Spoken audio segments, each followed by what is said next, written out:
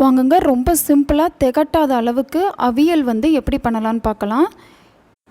தைப்பொங்கலில் கண்டிப்பாக வந்து மதிய சாப்பாடு வந்து அவியல் இருக்கும். நானும் பொங்கலுக்கு வச்சதான் அப்படியே வீடியோவாக எடுத்திருக்கேன். வாங்க போய் பார்த்துடலாம். நான் என்னென்ன காய் எடுத்திருக்கேன் அப்படின்னா, சேனக்கிழங்கு, உருளைக்கிழங்கு, சிறுகிழங்கு, பச்சை பட்டாணி, சொரக்காய், பீன்ஸ், வாழைக்காய், வெள்ளரிக்காய், சீனி அவரைக்காய், தடியங்காய், அப்புறம் கோவக்காய், மஞ்சள் பூசணிக்காய், முள்ளங்கி, கேரட், கொஞ்சமாக முருங்கைக்காய், நூல்கோல் இதெல்லாமே எடுத்திருக்கேன். இது எல்லாத்தையும் வந்து சூப்பராக வந்து தோல் எல்லாத்தையும் எடுத்துட்டு நம்ம கட் பண்ணிட்டு வர்றதான் வந்து அவியலில் ஒரு மிகப்பெரிய வேலை. இந்த அளவுக்கு கொஞ்சம் மீடியம் சைஸ் துண்டுகளாகவே வந்து கட் பண்ணி எல்லா காய்களையும் எடுத்து வச்சுக்கோங்க. இதை பார்க்கும்போதே அப்பா எல்லா காயும் நம்ம சாப்பிட போகிறோம்ப்பா அப்படிங்கிற ஒரு திருப்தி இருக்கும். நம்ம இன்றைக்கி குக்கரில் தான் வைக்க போகிறோம். சட்டியில் வைக்கிறத விட குக்கரில் வந்து ரொம்ப ஈஸியாக வந்து வேலையை முடிச்சிடலாம். அடியும் பிடிக்காது, நமக்கு பக்கத்தில் நிற்கணும்னு அவசியமும் இல்லை. எல்லா காயவும் குக்கருக்கு மாற்றி வச்சுக்கலாம். இதில் பீட்ரூட் வந்து போட வேணாம், பாகற்காயும் போடக்கூடாது. இதை தவிர நீங்கள் வந்து இன்னும் பீர்க்கங்காய், அவரைக்காய் எனக்கு கிடைக்கல, எல்லாமே சேர்த்துக்கலாம். கத்திரிக்காய் வந்து என் வீட்டுக்காருக்கு அலர்ஜி, அதனால் நான் சேர்த்துருக்க மாட்டேன். நீங்கள் கண்டிப்பாக வந்து கத்திரிக்காய் சேர்த்துக்கோங்க, அவியல் ரொம்ப ருசியாக இருக்கும். எல்லாமே சேர்த்ததுக்கப்புறம் சின்ன வெங்காயம் வந்து கட் பண்ணி வச்சுருக்கிறது சேர்த்துக்கலாம். ரொம்ப தக்காளி போட தேவையில்ல, ஒரு மீடியம் சைஸ் தக்காளி வந்து கட் பண்ணி சேர்த்துக்கிட்டால் போதும்.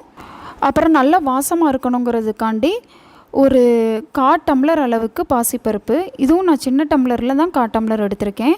நீங்கள் ஸ்பூன் கணக்குக்கு சொல்லணுன்னா ஒரு 3 ஸ்பூன் அளவுக்கு பாசிப்பருப்பு எடுத்து நல்லா கழுவி வந்து சேர்த்துக்கோங்க.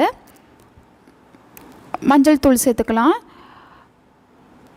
நம்ம வாழைக்காய், உருளைக்கிழங்கு எல்லாமே போட்டனால பெருங்காயத்தூளும் சேர்த்துக்கலாம்.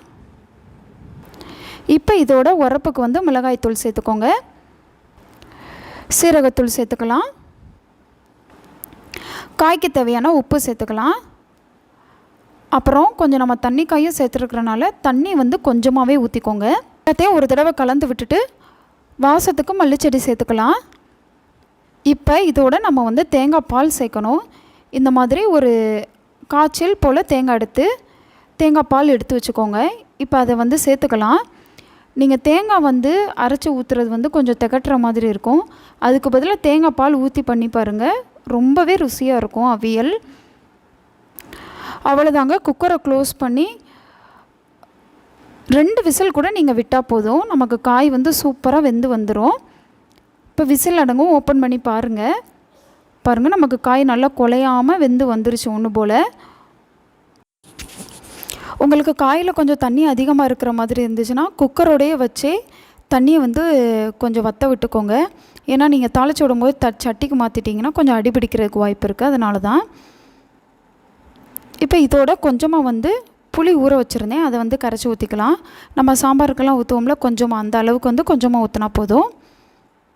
இப்போ இது இங்கிட்டு கொஞ்சம் நேரம் தண்ணி வற்றட்டும், நம்ம அதுக்குள்ளக்கையும் இங்கிட்டு தாளித்து விட்டுறலாம். நல்லெண்ணெய் ஊற்றிக்கலாம், எண்ணெய் காயவும் கடுகு போட்டுக்கலாம். கடுகு பொரிஞ்சு வரவும் வட்டமாக கட் பண்ணி வச்சுருக்கிற சின்ன வெங்காயம் சேர்த்துக்கலாம். வெங்காயம் நல்லா நமக்கு கோல்டன் ப்ரௌனாக வதங்கி வரணும். பாருங்கள், இந்த அளவுக்கு நல்லா வதங்கி வர விட்டு கருவேப்பிலையும் மல்லிச்செடியும் சேர்த்துக்கலாம். இப்போ நம்ம அவியலை கொண்டு வந்து இந்த தாளிப்பில் ஊற்றிக்கோங்க.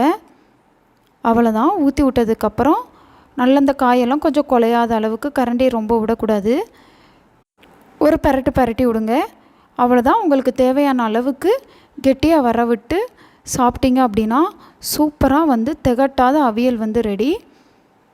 ஃபேஸ்புக்கில், இன்ஸ்டாகிராம்லேயே ரவினா சமையலை ஃபாலோ பண்ணுங்கள், சேனலை சப்ஸ்கிரைப் பண்ணுங்கள். ஓகே, பாய்.